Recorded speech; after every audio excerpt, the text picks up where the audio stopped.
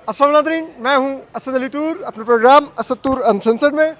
आज हम 3 बड़ी खबरों पर बात करेंगे। एक तो गुज़िश्ता रोज़ जो army chief general Asim Munir साहब की तकरीर आई है, उस पर बात करेंगे। जो उन्होंने इंसर्जेंसी पर बात की, जो उन्होंने हार्ड स्टेट पर बात की, और जो भी उनकी तकरीर थी उस पर बात करेंगे आज। और दूसरा हम बात करेंगे आज जो इस्लामाबाद हाई कोर्ट के जजेस की जो सुप्रीम कोर्ट में पिटीशन है सीनियरिटी के, उस पर बात करेंगे। जबकि तीसरी हम बात करेंगे जो आज बिलाखिर 2 माह बाद पीका लॉ पर इस्लामाबाद हाई कोर्ट में समाअत हुई जस्टिस इनाम अमीन मिन्हास की अदालत में, वो कितनी जिसे कहते हैं ना मज़का खेज़ एक लिहाज से वो समाअत थी, और आपको उससे आइडिया होता है कि क्या इस मुल्क के लोगों के हकूक़ रह गए हैं और क्या इंसाफ मिलेगा। तो देखिए, सबसे पहले हम बात करते हैं जो आज सुप्रीम कोर्ट में समाअत हुई। आज हुआ ये कि आज 17 तारीख इसलिए मुकर्रर की गई थी समाअत के लिए, क्योंकि 18 तारीख को पहले जुडिशल कमीशन ऑफ पाकिस्तान का इजलास हो रहा था, और उसमें जो हाई कोर्ट के चीफ जस्टिस साहिबान हैं उनका कंफर्मेशन होनी थी। तो उसके लिए आज अटॉर्नी जनरल ने आकर आगाह किया अदालत को कि वो मामला डेफर हो गया है। कल के एजेंडे में सिर्फ़ और सिर्फ जो कॉन्स्टिट्यूशनल बेंच में 2 जजेस का शमूलियत होनी है वो ज़ेर गौर आएगा, जबकि जो जजेस की नामजदगी है चीफ जस्टिस के लिए तमाम रिस्पेक्टेड हाई कोर्ट से, उसके लिए कानून के तहत 2 हफ्ते का वक्त चाहिए। तो वो 2 हफ्ते में वो नॉमिनेशन होंगी, तो यानी कि उन्होंने कहा कि मई तक मामला चला गया है। इसके अलावा जो मुनीर मलिक साहब थे, जो इस्लामाबाद हाई कोर्ट के 5 जजेस के वकील हैं सीनियरिटी के, इस तनाज़ा पर उन्होंने अदालत से कहा कि वो अटॉर्नी जनरल से रिकॉर्ड मंगवाएं कि ये किसने प्रोसेस इनिशिएट किया, किस तरह से 3 जजेस का इंतखाब हुआ, क्या एडवाइस दी गई, ताकि वो देख सकें कि क्या ये प्रोसेस सदर ने इनिशिएट किया है या मुतलका चीफ जस्टिस ने इनिशिएट किया था। क्योंकि ये बड़ा की नुक्ता है।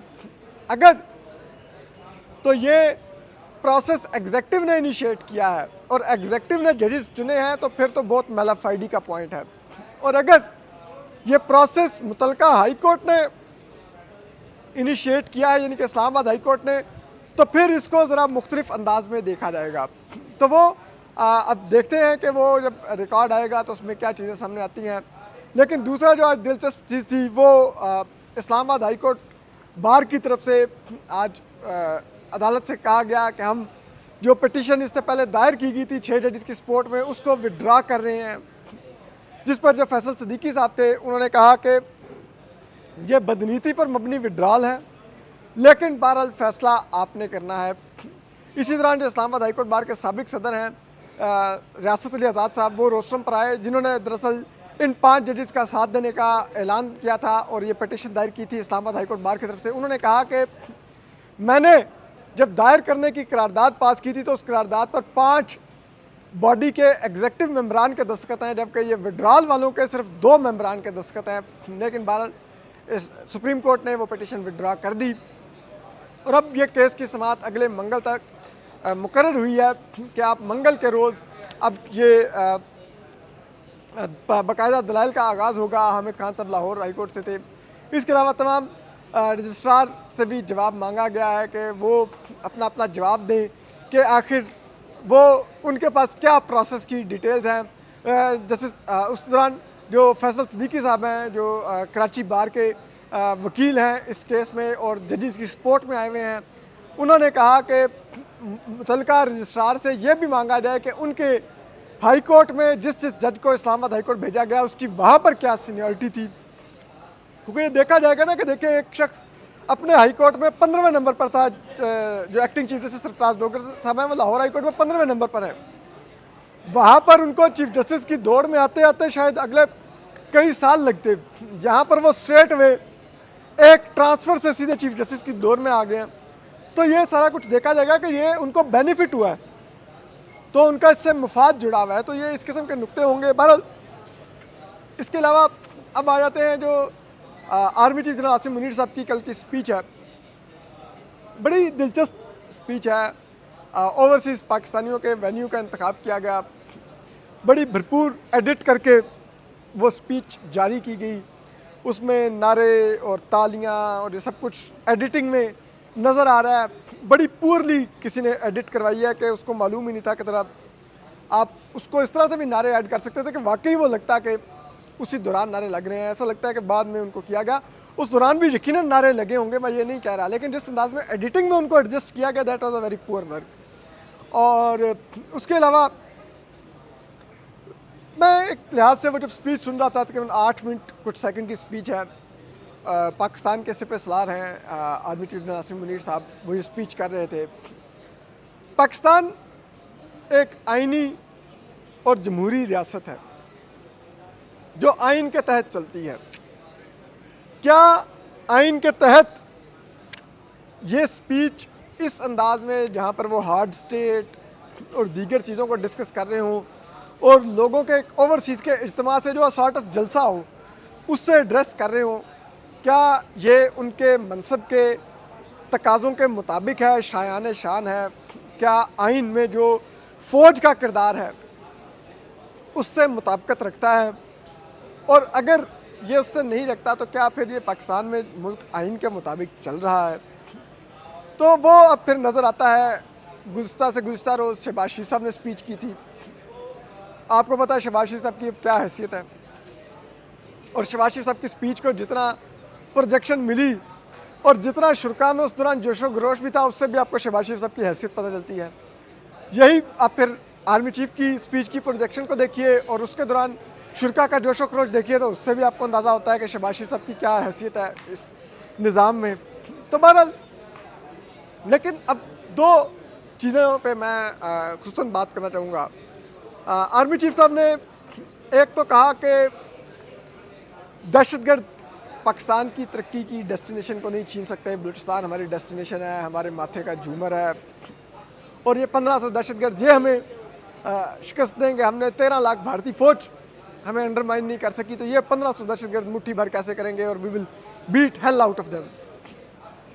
دیکھیں ایک بات بہت کلیئر ہے، کوئی بھی ریاست نہیں ٹالریٹ کرتی، کرنا بھی نہیں چاہیے کوئی بھی غیر ریاستی عنصر اگر ریاست کے خلاف بندوق اٹھائے، اور اگر وہ غیر ریاستی عنصر، وہ تنظیم اگر بے گناہوں کو قتل کرے، جس طرح کہ پنجابی مزدوروں کو، دیگر لوگوں کو قتل کیا جاتا ہے، کوئی ریاست اس کو ٹالریٹ نہیں کرتی، دنیا ٹالریٹ نہیں کرتی، اس کی اب دنیا میں کوئی جگہ نہیں ہے اس قسم کی دہشت گردی کی۔ یہ نہ صرف قابل مذمت ہے بلکہ اس کو ختم کرنے کے لیے اگر ریاست طاقت کا استعمال کرتی ہے تو وہ طاقت کا استعمال بھی ریاست کے پاس جواز ہے۔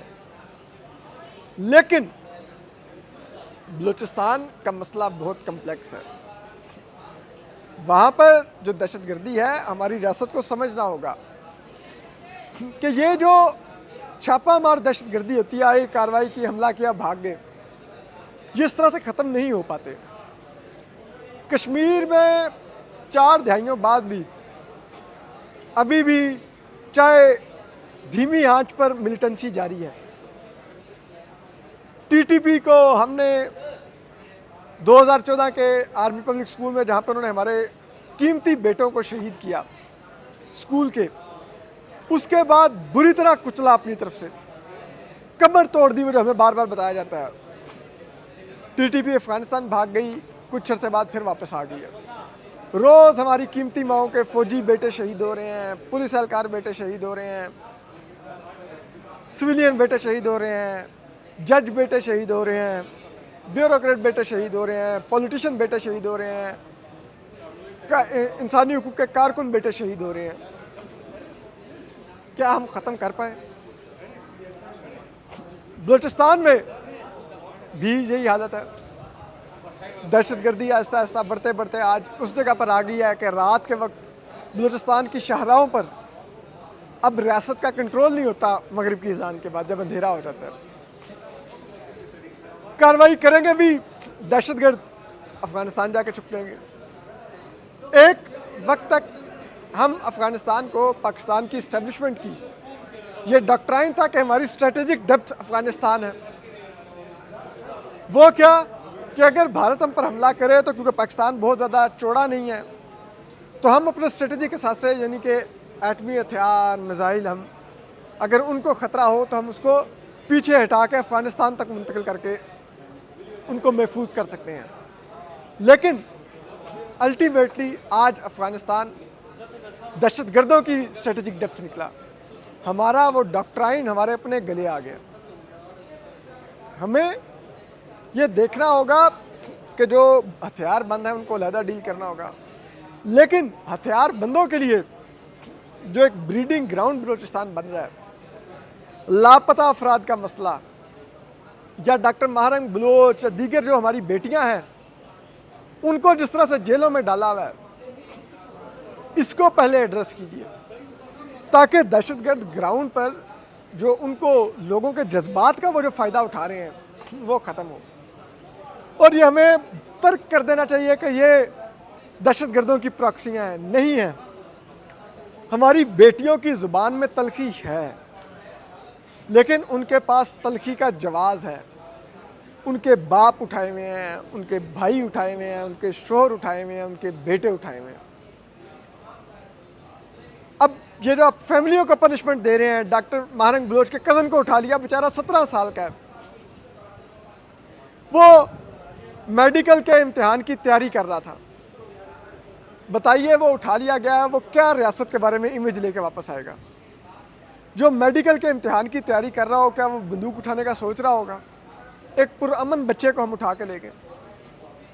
اور پھر بلوچستان ہائی کورٹ کی حالت دیکھیے کہ ماہرنگ بلوچ کو کہا جاتا ہے کہ آپ ریاست سے وفاداری کا اور اپنے چال چلن کا سرٹیفکیٹ جمع کروائیں. وہ کامران مرتضیٰ صاحب جو جے یو ایف کے سینیٹر ہیں, سپریم کورٹ بار کے سابق صدر بھی ہیں, وہ اس کیس میں انہوں نے ماہرنگ کی نمائندگی بھی کی, عمران بلوچ صاحب نے بھی نمائندگی کی. کامران مرتضیٰ صاحب یہاں پر ہمیں ملے, انہوں نے کہا کہ ہم بلوچوں کو بڑا توہین آمیز لگتا ہے کہ اگر کوئی ہمیں کہے کہ اپنی بیٹی کا چال چلن کا سرٹیفکیٹ دو. انہوں نے کہا ہمارا معاشرہ اور طرح کا ہے. میں کہتا ہوں بلوچ چھوڑے, ہم میں سے کوئی بھی اس چیز کو ناپسند کرے کہ ہم اپنی بیٹیوں سے ان کے کردار کے سرٹیفکیٹ مانگیں. یہ بلوچستان ہائی کورٹ کے ججز یا جو بھی حکومت میں بیٹھے ہوئے لوگ ہیں, کیا وہ ایک لمحے کے لیے سوچ سکتے ہیں کہ کسی کی خدا نہ خواستہ بیٹی کے چال چلن کا سرٹیفکیٹ مانگا جائے, ریاست سے وفاداری کا سرٹیفکیٹ مانگا جائے؟ اگر ہم اس آئین کے تحت اپنے آئینی حقوق مانتے ہیں تو آئین کے ماننے کا ہی مطلب یہ ہے کہ ہم اس ریاست کے وفادار ہیں.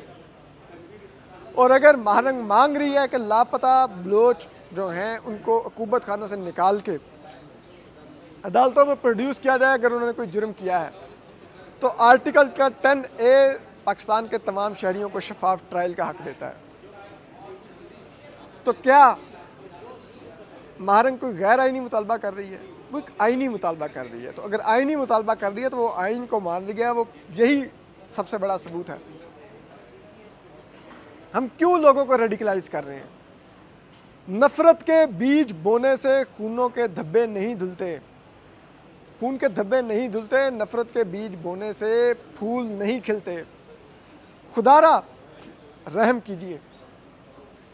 پھر آخر میں 2 مہینے بعد آج اسلام آباد ہائی کورٹ کے جسٹس انعام امین منہاس صاحب کی عدالت میں آج سماعت ہوئی پیکا لا کے خلاف PFUJ, اینکرز ایسوسی ایشن اور وکلا کی پٹیشن کی.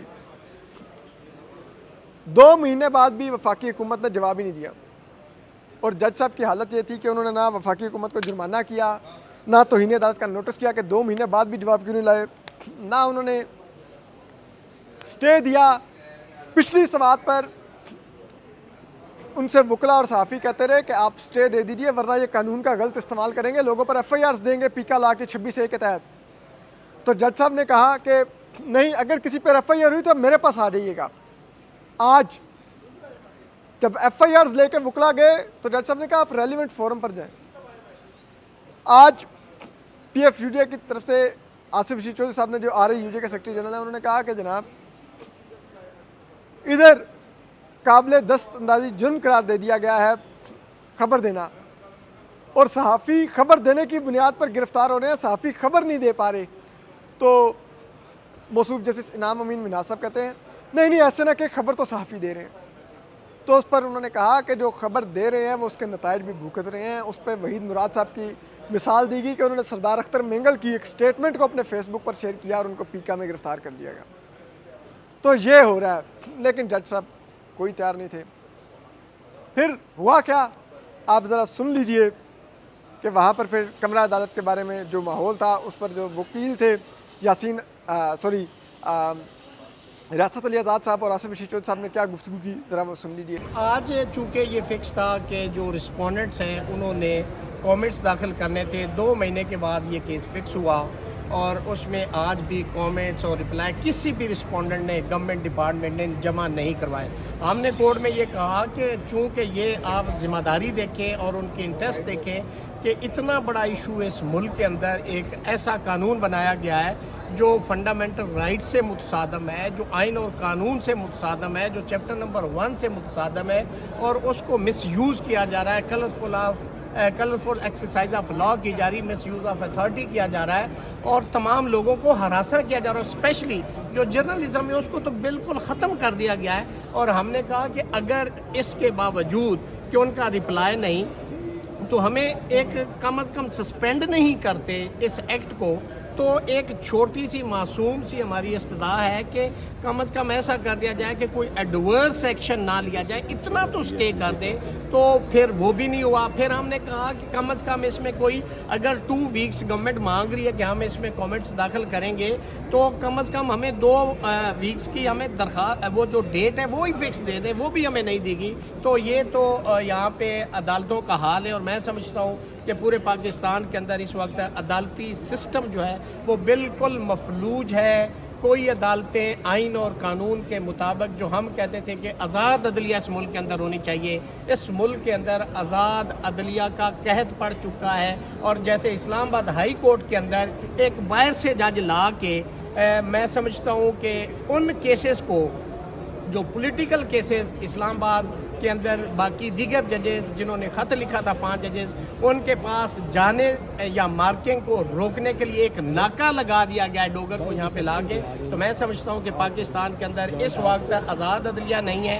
اور جو پیکا ایکٹ ہے وہ تو بالکل ایک پولیٹیکل وکٹمائزیشن کے لیے ایکٹ بنایا گیا ہے, اپنے مخالفوں کو کچلنے کے لیے, لوگوں کی آوازیں, ان کے گلے ان کو بند کرنے کے لیے, اور جرنلزم کا جنازہ نکالنے کے لیے, اور صحافیوں کو انڈرمائن کرنے کے لیے یہ ایک ایکٹ لایا گیا. ہم نے بڑا استدعا کی, وہاں پہ بڑے چیخے چلائے, عدالت سے درخواستیں کرتے رہے کہ کم از کم ہمیں دیکھیں. کورٹ نے لاسٹ ٹائم ہمیں یہ کہا کہ اگر کوئی ایڈورس ایکشن ہوگا تو آپ کورٹ میں آ جانا. آج ہم نے وہ FIRیں دکھا دی.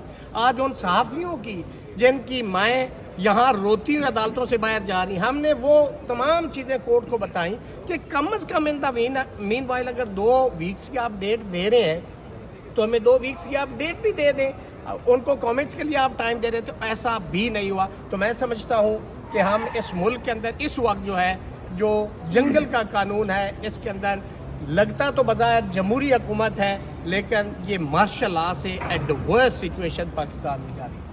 یہ فیوچر سے آصف رشید چودھری صاحب ساتھ ہیں. چودھری صاحب آپ بتائیے گا کہ یہ فیوچر جو ہے اس حوالے سے کیا کر رہی ہے, اور آپ کے احتجاج بھی ہوئے تھے اور آپ ہی چونکہ پٹیشنر ہیں. دیکھیں جی, انتہائی افسوس کی بات ہے کہ پاکستان میں صحافت کو قابل دست اندازی پولیس جرم بنا دیا گیا ہے, اور نہ صرف قابل دست اندازی پولیس بنا دیا گیا ہے بلکہ نان بیلیبل جرم بھی بنا دیا گیا ہے.